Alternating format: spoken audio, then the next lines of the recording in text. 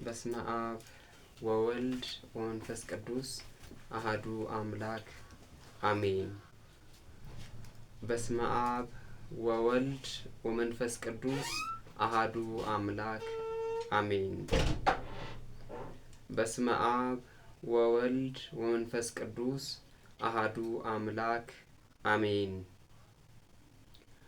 አቤቱ የሰራዊት ጌታ አምላካችን ቅዱስ እግዚአብሔር ሆይ ስለዚህ ጊዜ ስለዚህ ሰዓት እናመሰግንሃለን። ከዚህ ሰዓት ጀምሮ የሚተላለፈውን ቃለ ወንጌል በልቦናችን ላይ እንድትጽፍልን ጭምር እንማጸንሃለን። የአባቶቻችን የቅዱሳን የጻድቃን የሰማዕታት በረከታቸው ረድኤታቸው ገድላቸው ትሩፋታቸው በሕይወት ዘመናችን ከኛ ጋራ እንዲሆን አምላካችን እግዚአብሔር ይፍቀድልን። የተከበራችሁ አባቶች ካህናት፣ ወንድሞች ዲያቆናት፣ የተወደዳችሁና የተከበራችሁ የልዑል እግዚአብሔር ቤተሰቦች፣ በሀገር ውስጥም በውጭም ዓለም ያላችሁ የእግዚአብሔርን ድምጽ በመስማት ላይ የምትገኙ ኦርቶዶክሳውያን የተዋህዶ ልጆች በልዑል እግዚአብሔር ፍጹም የሆነ የሰላምታ ቃል እንደምን አደራችሁ? እንደምን ዋላችሁ? እንደምን ሰነበታችሁ? ልዑለ ባህሪ ገናናው አምላካችን ቅዱስ እግዚአብሔር ስሙ ለዘላለም የተመሰገነ ከፍ ከፍ ያለ ይሁንልን። እንደ እግዚአብሔር መልካም ፈቃድ ከመጽሐፍ ቅዱሳችን ክፍል አንዱን ጥቅስ አንስተን በተለይ ኦርቶዶክሳዊት ተዋህዶ ቅድስት ቤተ ክርስቲያናችን በዚህ በታላቁ ጾም በአብይ ጾም የምታከናውነውን ስርዓት ሁሉ በየሳምንቱ ማለት ነው የሚከናወኑትን እንዳስሳለን። አምላካችን ቅዱስ እግዚአብሔር በዚህ ቅዱስ ቃል እንዲባርከን ውድ ፈቃዱ ይሁንልን። የተወደዳችሁ የተዋህዶ ልጆች የኢትዮጵያ ኦርቶዶክስ ተዋህዶ ቤተ ክርስቲያን 7 አጽዋማትን አሏት። 7 አጽዋማት። እነዚህ አጽዋማት የአዋጅ አጽዋማት ይባላሉ። ከነዚህ መካከል ደግሞ አንዱና ዋነኛው ደግሞም ታላቁ አብይ የሚባለው አብይ ጾም ነው ማለት ነው። በዚህ በአብይ ጾም ወራት 8 ወይም 9 ሰንበታት አሉ። በእነዚህ በ8ቱ ወይም በ9ኙ ሰንበታት እነዚህ ሰንበታት የራሳቸውን ስያሜ አላቸው። እነዚህ ስያሜዎችም ቅዱስ ያሬድ ኢትዮጵያዊው ሊቅ ቅዱስ ያሬድ የመላእክትን ምስጋና ስርዓት ወደ ምድር ያመጣው ኢትዮጵያዊው ሊቅ ቅዱስ ያሬድ በጾሙ ውስጥ ላሉት ሰንበታት የራሳቸው መጠሪያ ስያሜ ሰጥቷቸዋል። በእነዚህ ስያሜዎች አማካኝነት እንግዲህ የመጀመሪያው ዛሬ ዘወረደ ይባላል። የመጀመሪያውን ክፍል በዛሬው የትምህርት ክፍላችን እንመለከታለን። በእርግጥ በአብይ ጾም ውስጥ ያሉ ሰንበታት 8 ናቸው። 9ኛው የመጨረሻው ነው ማለት ነው። አንደኛው ዘወረደ ይባላል። ሁለተኛው ሳምንት ቅድስት ይባላል። 3ኛው ሳምንት ደግሞ ምኩራብ ይባላል። 4ኛው ሳምንት ደግሞ መጻጉዕ ይባላል። 5ኛው ሳምንት ወይም እኩለ ጾም የምንለው ደብረ ዘይት ይባላል። 6ኛው ሳምንት ደግሞ ገብርኄር ይባላል። 7ኛው ሳምንት ኒቆዲሞስ ይባላል። 8ኛው ሳምንት ደግሞ የሰሙነ ሕማማት መግቢያ የሆነው እሁድ ሆሳዕና ይባላል። የመጨረሻው ሳምንት ደግሞ ትንሣኤ ይባላል ማለት ነው። ውድ የተዋህዶ ልጆች በሚገባ እናስተውል። የአብይ ጾም የመጀመሪያው ሳምንት ዘወረደ ይባላል።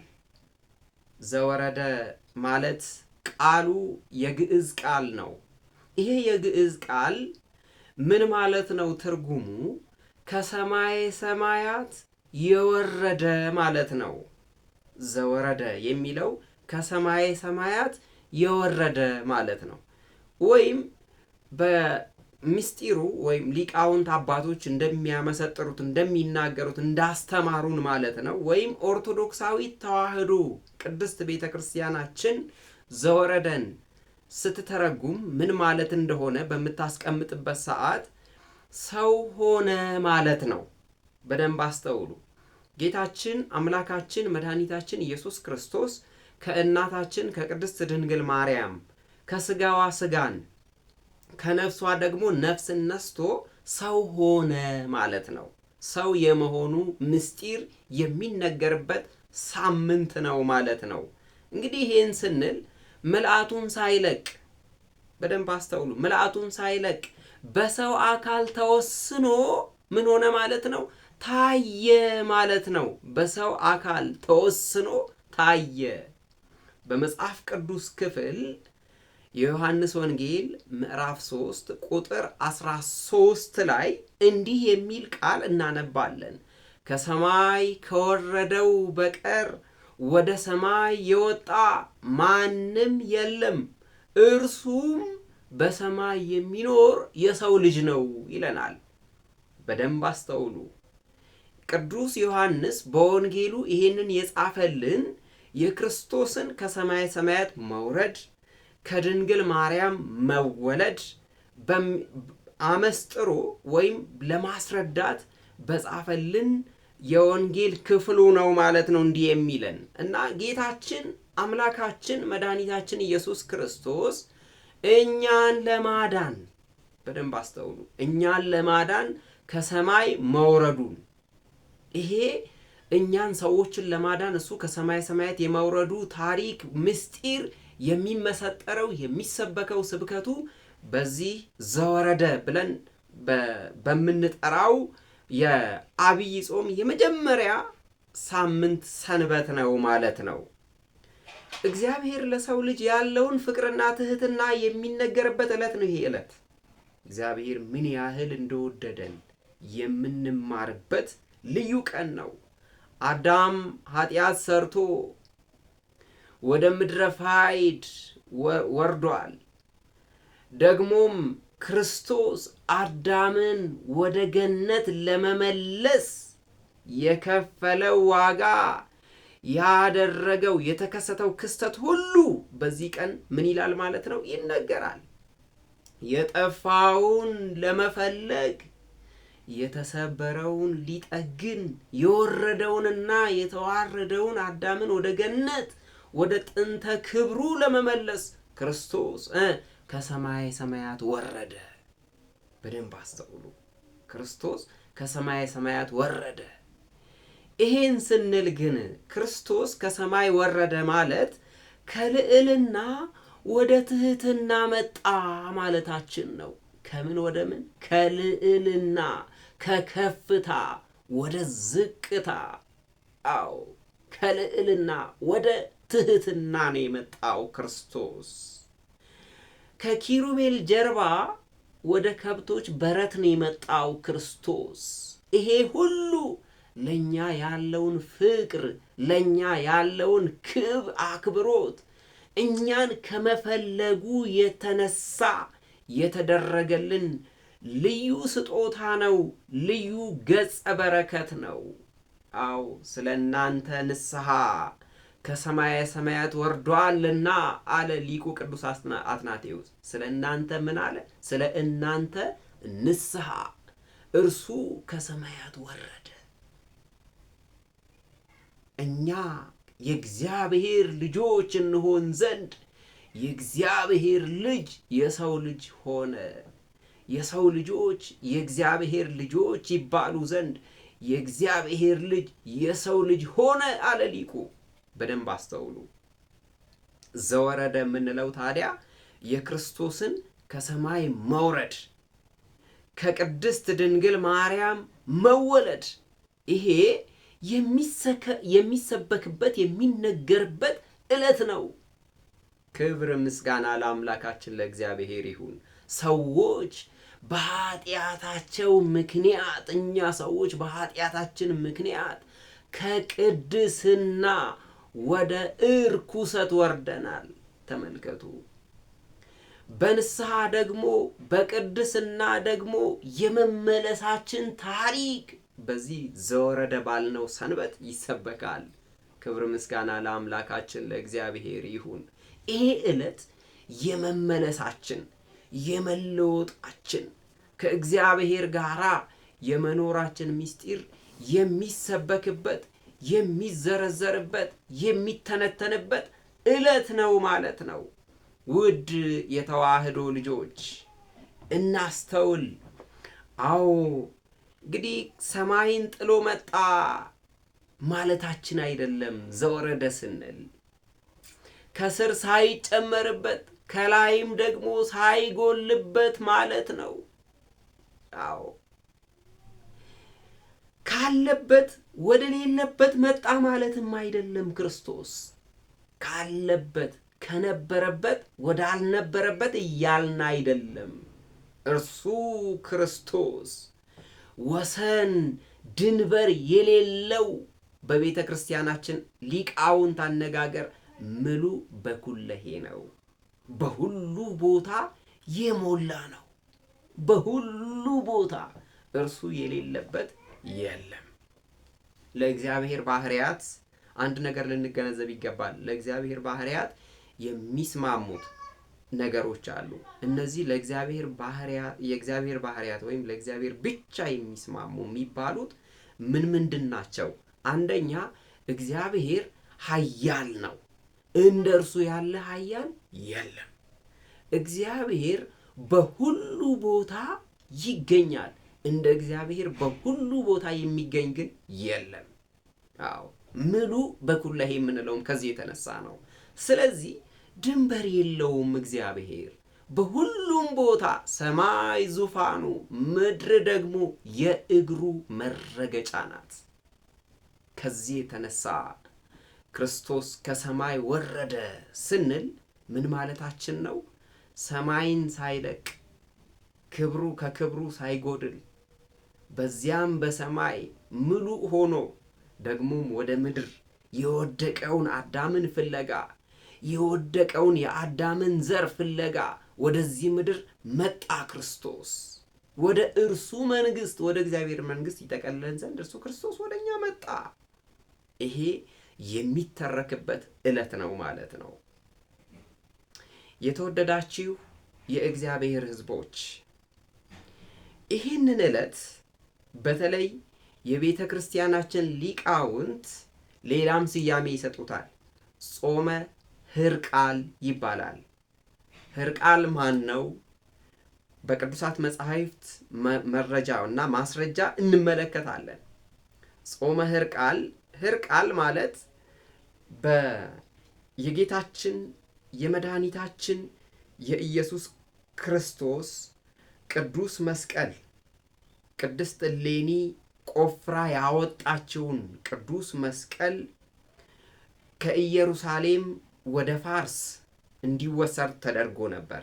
በተለይ በዚህ በ614 ዓመተ ምህረት ገደማ በኢየሩሳሌም ምዕመናን መስቀሉን በክብር ካስቀመጡት በኋላ መስቀሉ በክብር ተቀምጦ ካለበት ቦታ የፋርስ ንጉሥ ኢየሩሳሌም ላይ መጥቶ በኢየሩሳሌም ላይ ዘምቶ ኢየሩሳሌምን እንዳልነበረች አድርጎ በእሳት አወደማት።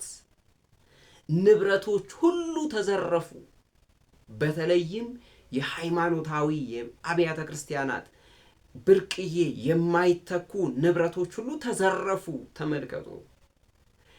በእሳት ወደሙ። አብዛኞቹ አብያተ ክርስቲያናት በእሳት ወደሙ፣ ንብረት ተዘረፈ።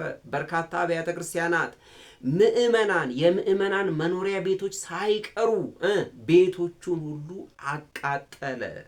የትኛው ንጉሥ ማለት ነው? ይሄ በዚህ በኢየሩሳሌም ላይ የዘመተው የፋርስ ንጉሥ ማለት ነው። ምዕመናንና ካህናት በአሰቃቂ ሁኔታ መራራ ሞትን ተጎነጩ፣ መራራ ሞትን ቀመሱ።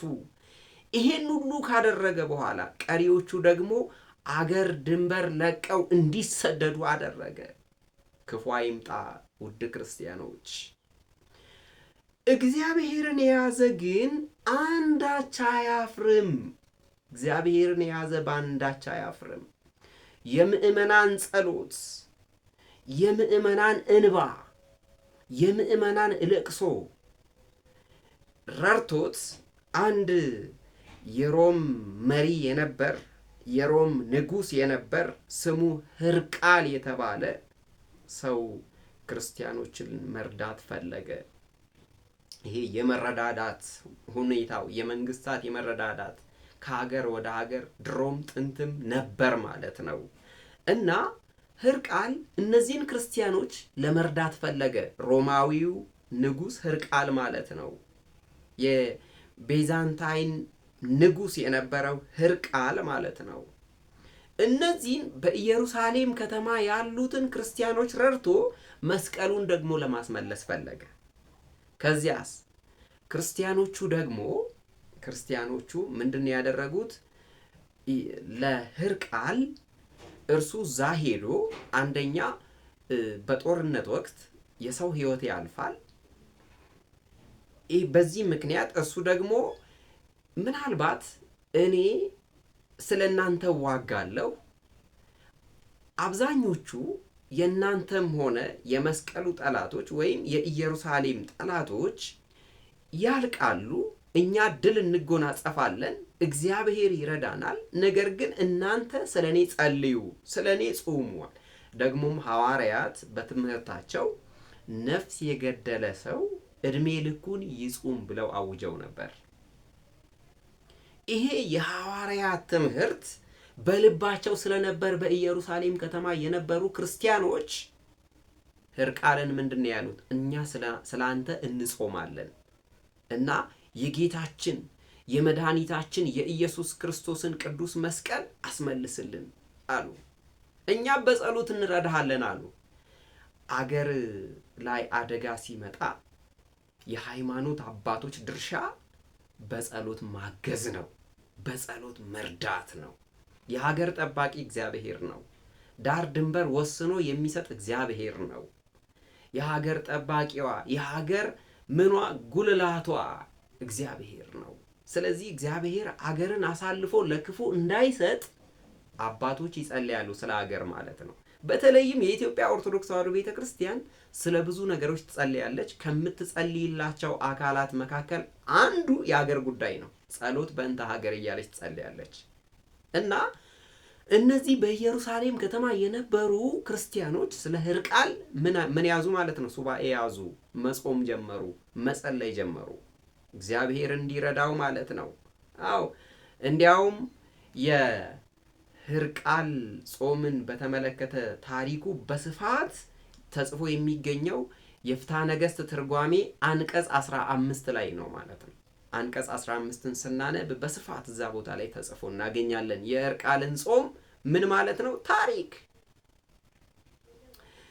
ብዙውን ጊዜ እኛ ክርስቲያኖች እንግዲህ ለጾም ለጸሎት በጾም በጸሎት መትጋት አስፈላጊ እንደሆነም ጭምር በዚህ በመግቢያችን ልንረዳ ይገባል ማለት ነው። የጾምን ጉልበትም ጭምር እስከዚህ ስለምንማር ጾም ሲያልቅ እንኳን አደረሳችሁ እንባባላለን።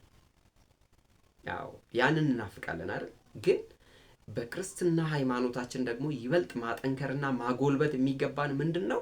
ጾም መግቢያ ላይም እንኳን መጣልን ልንል ይገባል። እንኳን ጾሙ ደረሰልን ልንል ይገባል። ጾምን የሚናፍቅ ወርሃ ጾምን ምንናፍቅ ልክ ወርሃ ጾም ሲመጣ እንኳን አደረሰን እንኳን መጣልን የምንል ሰዎች ልንሆን ይገባል እንጂ ደግሞ መጣብን ልንል አይገባም ማለት ነው። ጾም በረከት ይዞ ይመጣል። ጾም ምሕረት ይዞ ይመጣል። ጾም ፈውስን ይዞ ይመጣል። ጾም እንዲያውም የነፍስ ቁስልን ያክማል። አዎ ምናልባት በቀጣዮቹ ጊዜያት ስለ ጾም በስፋት እንማራለን። በዚያ ላይ ትንታኔውን እንመለከታለን፣ የጾምን ምንነት ማለት ነው። እና በዚህ ምክንያት ተመልከቱ፣ ለሕርቃል ሲባል ወይም ለንጉሱ ለሕርቃል እድሜውን ተከፋፍለው እያንዳንዱ ክርስቲያን ላይ ምን ያህል ነው የደረሰው? የጾም ቀን ማለት ነው 1 ሳምንት። ይህንን ሳምንት ስያሜውንም ጭምር ሳይቀር በሕርቃል ስም ሰይመው የኢየሩሳሌም ክርስቲያኖች ጾሙን ጀምረውታል ማለት ነው። ጾሙን ጀምረውታል። ሕርቃል ማን ነው? ቅድም ተመልክተናል። በተለይ ከ610 እስከ 641 ዓመተ ምህረት በቢዛንታይን ወይም በሮም ነግሶ የነበር ታላቅ ሰው ነው ሕርቃል። ደግሞም የእግዚአብሔር ሰው፣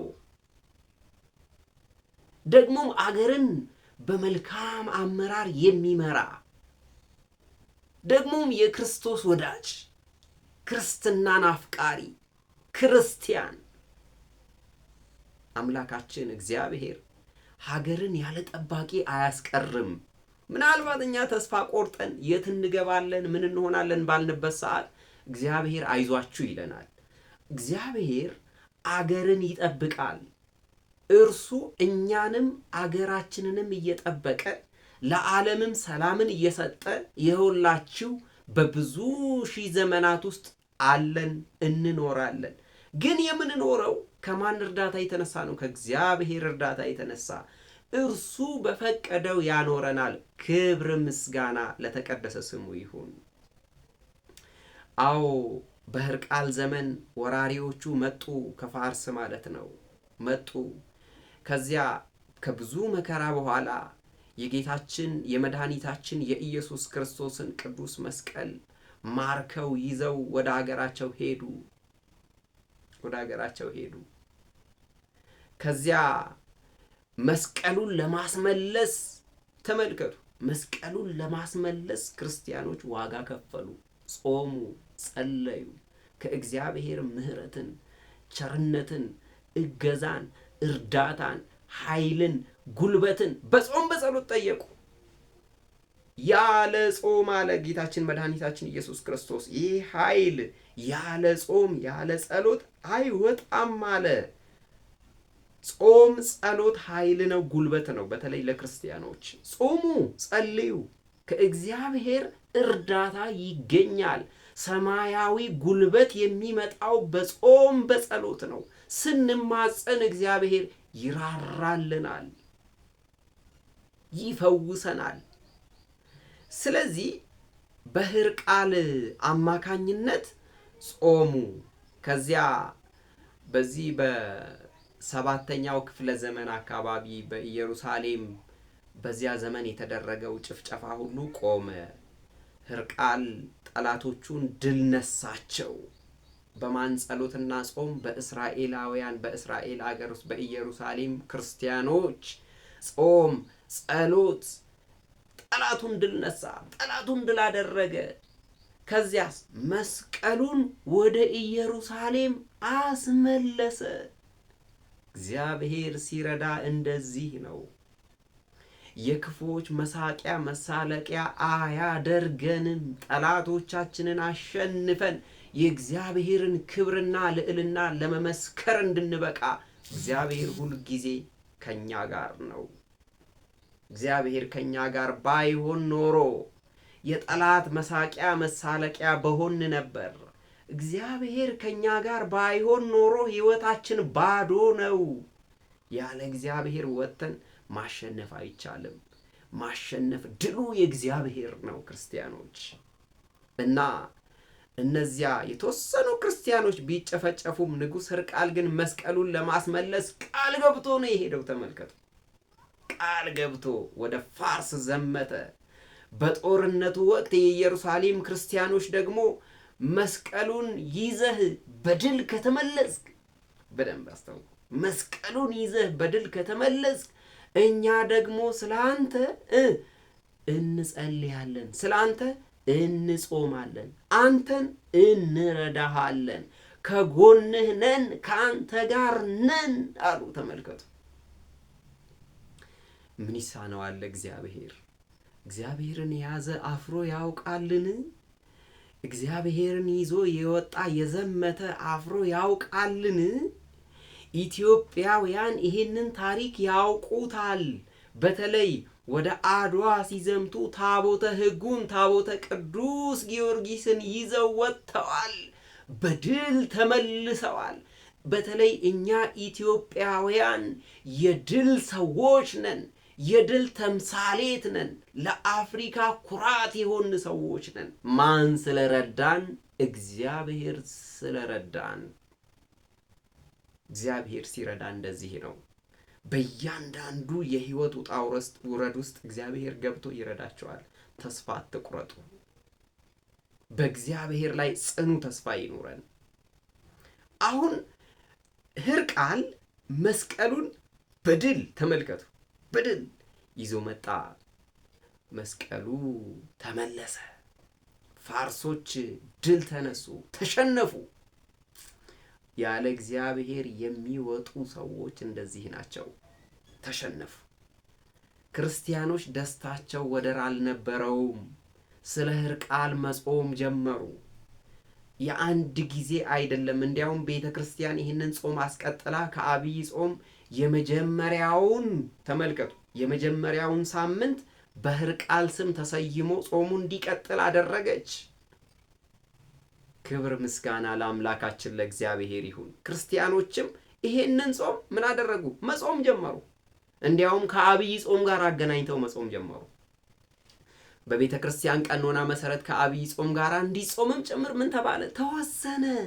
ተወሰነ። በዚህም አማካኝነት ክርስቲያኖች የገቡት ቃል ኪዳን እንዳይታጠፍ ተደረገ። ተመልከቱ፣ ቃል አይታጠፍም። ቃል ኪዳን ይቆያል፣ ይሰነብታል። ቃል ኪዳንን የሚያከብሩ ይከብራሉ።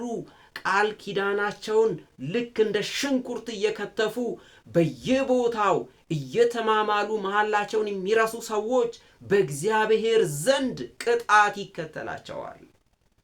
ቃል ኪዳን ላከበረስ እግዚአብሔር ክብርን ሞገስን ይሰጣል።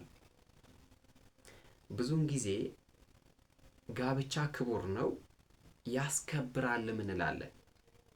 ጋብቻ አዎ ክቡር ነው፣ ያከበረው እግዚአብሔር ስለሆነ፣ ክብር ያለው ልዕልና ያለው እግዚአብሔር ስላከበረው።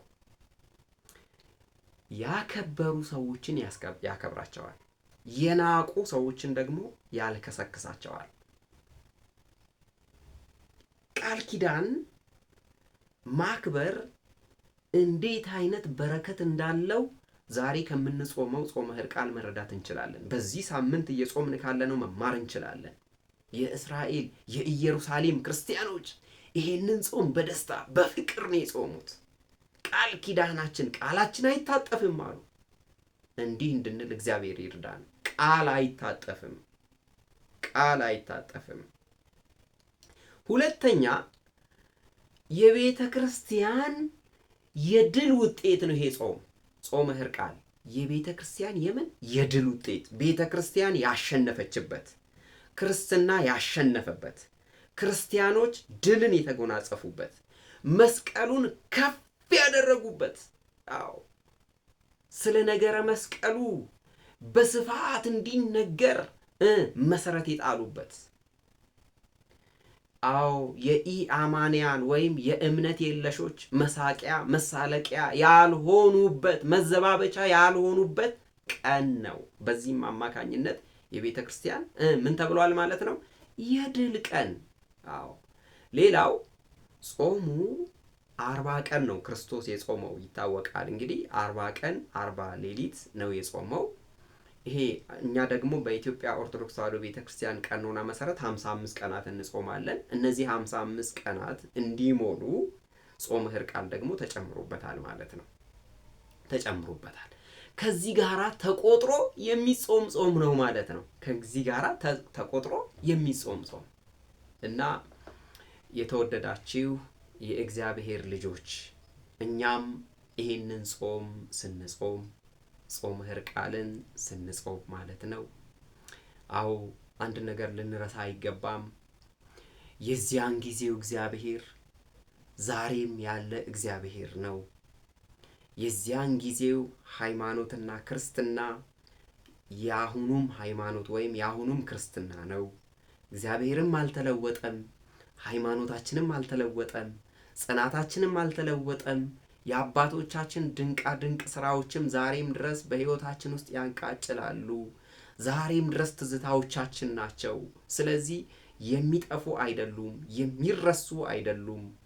ከዚህ የተነሳ እኛም ይሄንን በጥንት የነበሩ አባቶቻችን ሲያደርጉት እንደነበር ልክ ሐዋርያው ቅዱስ ጳውሎስ ምንድነው ያለን? መልካም ያደረጉላችሁን ዋኖቻችሁን አስቡ፣ የኑሯቸውን ፍሬ እየተመለከታችሁ በእምነታቸው ምን በሏቸው? ምሰሏቸው። ስለዚህ እኛም ከአባቶቻችን ጋር በሚመሳሰል መልኩ ጾሙን በመጾም ላይ እንገኛለን። እግዚአብሔር አምላክ ስሙ የተመሰገነ ይሁን። የጥንት የጠዋቷ ሃይማኖታችን ኦርቶዶክስ ተዋህዶ ዛሬም ይህንን ጾም እንደዚሁ እንድናከናውን ታበረታታናለች ማለት ነው። አዎ ዛሬም እኛ ያጣነውን ሰላም በደንብ አስተውሉ። ያጣነውን ሰላም፣ ፍቅር፣ አንድነት፣ ስምምነት በምን ማግኘት እንችላለን? በጾም፣ በጸሎት፣ በትጋት፣ በምጽዋት እናገኛለን ማለት ነው። በጾም በጸሎት ሰላም ይመለሳል። ዓለም ሰላም ትሆናለች። አገር ሰላም ትሆናለች። አህጉር ሰላም ይሆናል። እግዚአብሔርን የኛ ድርሻ ምንድነው? እግዚአብሔርን በጸሎት መማፀን፣ ድረስልን ማለት፣ ራራልን ማለት። ያላንተ ተስፋ የለንም፣ ያላንተ መመኪያ መጠጊያ የለንም፣ እባክህ ድረስልን፣ ራራልን ልንል ይገባል ማለት ነው። ይህን ባደረግን ጊዜ እርሱ የምሕረት ፊቱን ወደኛ ይመልሳል። ልክ በጾመ ሕርቃል ክርስቲያኖቹ ሲጾሙ እርዳን፣ ታደገን፣ ታደጋቸው፣ ረዳቸው። ዛሬም እግዚአብሔር ላንተ፣ ላንቺ፣ ለርሶ ታዳጊ ነው። እግዚአብሔርን ብቻ ማመን ያስፈልጋል። እግዚአብሔርን መከተል ያስፈልጋል። እንደ አባቶቻችን በሃይማኖታችን ምን መሆን አለብን? ጽኑዓን መሆን አለብን። አዎ እግዚአብሔርን የምናምንበት፣ በሃይማኖታችን የምንጸናበት፣ ተዋህዶ እምነታችንን ደግሞ ለዓለም የምናስተዋውቅበት፣ ለዓለም ተደራሽ እንድትሆን የምናደርግበት ጊዜ ነው አሁን እግዚአብሔር የሰጠን ማለት ነው። ይህንን በአግባቡ ልንረዳ ይገባል። ያን ጊዜ ሁሉ ነገር ይስተካከላል። በኢየሩሳሌም የነበሩ ክርስቲያኖች እኮ ችግራቸው የተፈታው ከምን የተነሳ ነው? በምን ሁኔታ ነበረ? ልክ እነርሱ በጾም፣ በጸሎት፣ በስግደት፣ አዎ ስያሜውን ራሱ ለማን ሰጥተው ማለት ነው? በሕርቃል ስም ልክ እንደ ውለታ ቆጥረውለት ማለት ነው። እውነት ነው። ከፍተኛ ስራ ነው የሰራው ሕርቃል ነው፣ ንጉሥ ሕርቃል። እኛም ዛሬ ብዙ ነገር ከእግዚአብሔር እናገኛለን። አትጠራጠሩ፣ እግዚአብሔር ይረዳናል። የአባቶቻችን አምላክ ከኛ ጋር ነው ያለው። የአባቶቻችን ሃይማኖት የኛ ሃይማኖት ነው። አባቶቻችን የሰበኩት ወንጌል ዛሬ የሚሰበከው ኦርቶዶክሳዊ ተዋህዶ ቅድስት ቤተ ክርስቲያናችን የምትመሰክረው እውነታ ነው። ይህንን ያዝን እንደሆነ እግዚአብሔር ዛሬም እንደ ጥንቱ ሃይማኖታችንም አለች፣ እኛም እንኖራለን፣ እግዚአብሔርም ከኛ ጋር አለ ማለት ነው። አለ። አዎ በምድር ብዙ ችግሮች ይኖራሉ፣ ብዙ ጣውረዶች ይኖራሉ። አዎ ብዙ ጣውረዶች ይኖራሉ። በምድር ጥቅም እንጂ ፍቅር የለም። በምድር እኔ እንጂ እኛ የሚል ቃል አይኖርም። በምድር የላይ ከውስጣችን ሳይሆን የላይ የልቦና ሳይሆን የምላስ ብቻ ይሄን የሚኖረው። በሰማይ ግን ሁሉ አለ። ስለዚህ የተግባር ሰዎች ልንሆን ይገባል። በእውነት እንደ ኢየሩሳሌም ክርስቲያኖች እንደነዛ መልካሞች ለመስቀሉ መገኘት ሲቀኑ እንደነበር ለሃይማኖታቸው በአሕዛብ ፊት መሳቂያ መሳለቂያ ላለመሆን እነርሱ እንደከፈሉት አይነት ዋጋ ልንከፍል ይገባል። በምድር የምንከፍለው በመጾም፣ በመጸለይ፣ በመስገድ በእግዚአብሔር ፊት በረከትን ለማግኘት እነዚህን ልናከናውን ይገባል ማለት ነው። ውድ ክርስቲያኖች እኛም ይህንን ጾመ ሕርቃል ወይም ዘወረደ በተባለው ሳምንት ውስጥ መንፈሳዊ ተግባራትን በማከናወን ደግሞም ቀጣዮቹን የጾም ጊዜያት በበረከት ማሳለፍ እንድንችል የአባቶቻችን አምላክ የእኛም አምላካችን ቅዱስ እግዚአብሔር ሁላችንንም ይርዳን። እግዚአብሔር በረዳን መጠን ዛሬ ዘወረደን ተመልክተናል። ቀጣዮቹ ሳምንታትንም ደግሞ እንደዚሁ እንደየ የትምህርት ይዘታቸው እንማማራለን። ዛሬ እግዚአብሔር መንፈስ ቅዱስ የሕይወትን ቃል አቀብሎናል። የተማርነውን ትምህርት ለፍሬ ይበለው። ወስብሐት ለእግዚአብሔር ወለወላዲቱ ድንግል ወለመስቀሉ ክቡር አሜን። ይቆየን።